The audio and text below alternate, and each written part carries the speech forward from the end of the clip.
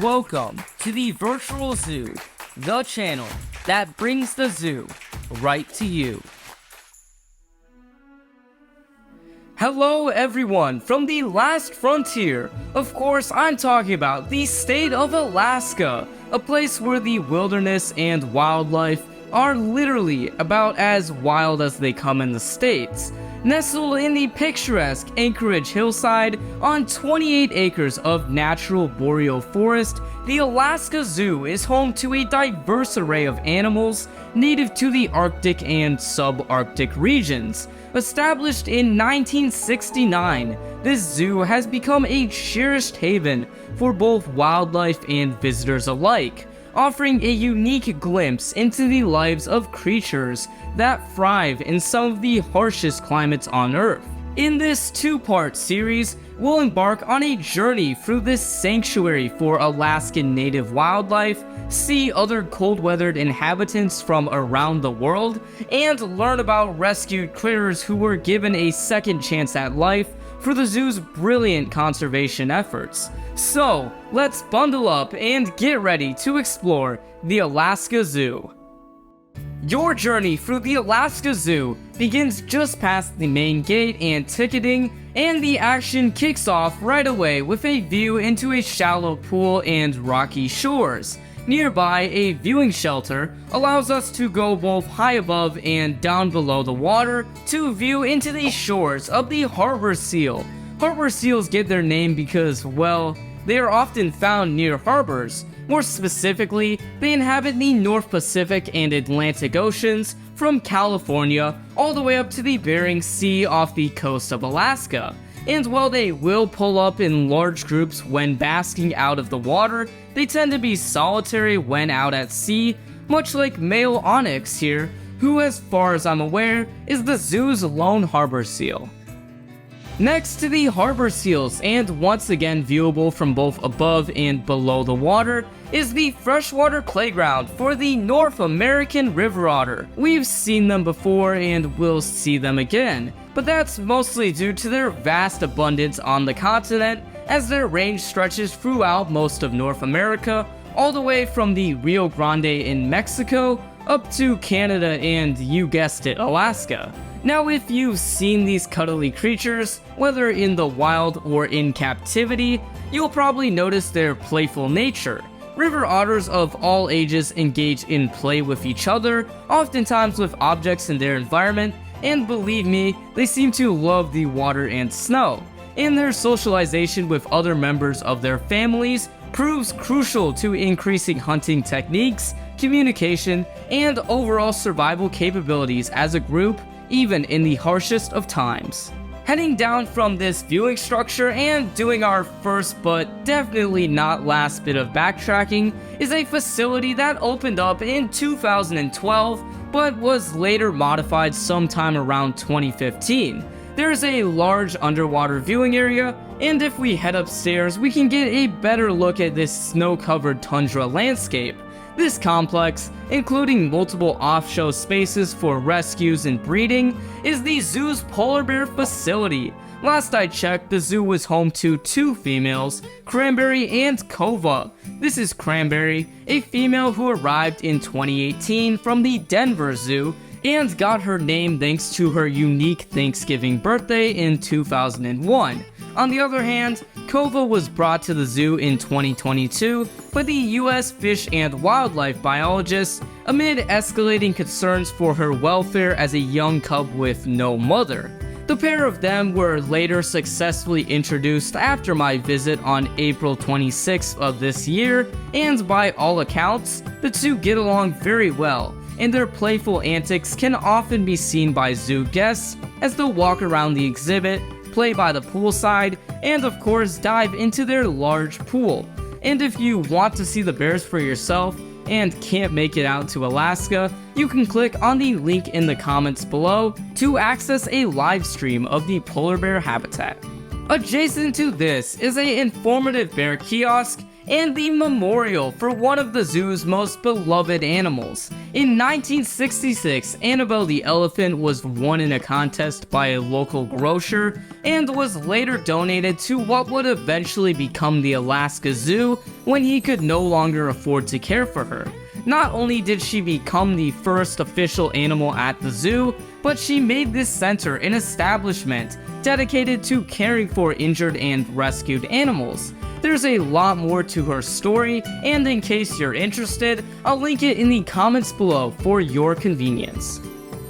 Okay, so we've seen cuddly otters, majestic polar bears, and learned a little bit of history. But now it's time to get back on track to the cute stuff. With the zoo's Wolverines, they had access to what looked like 2 habitats, but this adorable trio of male Wolverine kits were born in early February of 2023 and are the offspring of Jumbo and Olga, Wolverines transferred from zoos in Sweden and Russia. Baby Wolverines, known as kits, are born in the winter or early spring, weighing just a few ounces and are initially blind and hairless. Within a couple of weeks, they grow quickly, developing fur and opening their eyes. As they reach 6 weeks of age, they will start exploring outside their den and will gradually begin to eat solid food. As you can see here, play is crucial for their development, helping them learn survival skills and socialize with their siblings. And conservation efforts aim to protect their habitats from threats like climate change and habitat loss.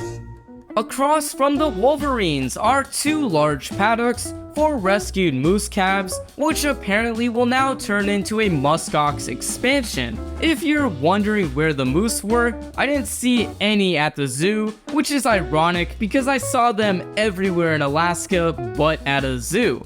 Yet anyways, down the path is a small aviary for the Peregrine Falcon, known as the fastest bird in the world, able to reach speeds of over 240 miles per hour during its hunting dives. Continuing further is a caged enclosure similar to that of the Wolverines. In there is the Canadian Lynx. This elusive feline is adapted to cold climates with its thick fur and large paws, which acts like snowshoes. Known for its keen hunting skills, the lynx primarily preys on small mammals and birds, making it a crucial predator to its snowy habitat. Ironically, they didn't seem to enjoy the weather as much today, so for that reason, we'll be moving on. Continuing is an exhibit that was labeled for a hawk owl, but was empty and has now been removed from the map. After a fair bit of backtracking, and feel free to check out the map labeled with our exact path in the description below for your convenience, to the right is an expanded habitat for the golden eagle, a powerful bird of prey known for their impressive wingspan and sharp hunting skills. They primarily feed on mammals and other birds in their expansive territories. Around here, I also found an exhibit labeled for a short-eared owl that contained nothing but a raven, and there's also a covered picnic area, snow-covered playground, and the Discovery Center building. I don't know exactly what was in the actual building because it was closed, but it seemed to have some terrariums, and though this isn't the zoo, I gotta say this bathroom was probably the warmest place in the entire zoo, so 10 out of 10 stars. We didn't discover much in the Discovery Center, so after another abandoned exhibit is the snow-covered paddock for the Sitka black-tailed deer, a small deer species native to the coastal rainforest of Alaska, known for its dark brown coat and distinctive white throat patch. Adapted to its lush environments, it feeds on a diet of leaves, twigs, and fruits, and plays a key role in the ecosystem by influencing vegetation growth. Next to this was a cage for an opossum I didn't see, and another aviary for a rescued raven.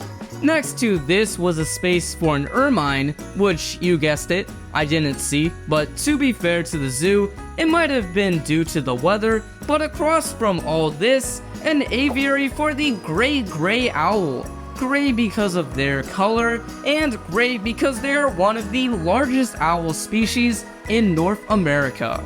Adjacent to this are two paddocks for one of my favorites at the zoo, and for the first time on the channel, the musk ox, a large, shaggy herbivore native to the Arctic, known for its thick, insulating coat and strong curved horns. These animals live in herds and are well adapted to cold climates, where their dense fur provides crucial protection against freezing temperatures. Musk oxen primarily graze on grasses, mosses, and lichens, which sustain them through the harsh winter months. And despite their formidable appearance, they are actually gentle giants, known for their defensive behavior, where they form a protective circle around their young when threatened by predators.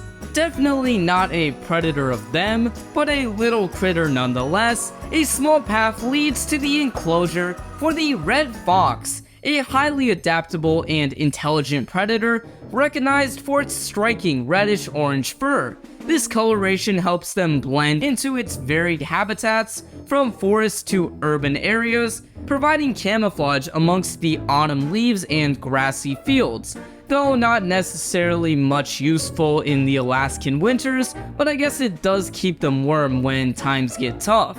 With a diet that includes small mammals, insects, and fruits, the red fox is a versatile and skilled hunter and range throughout most of North America.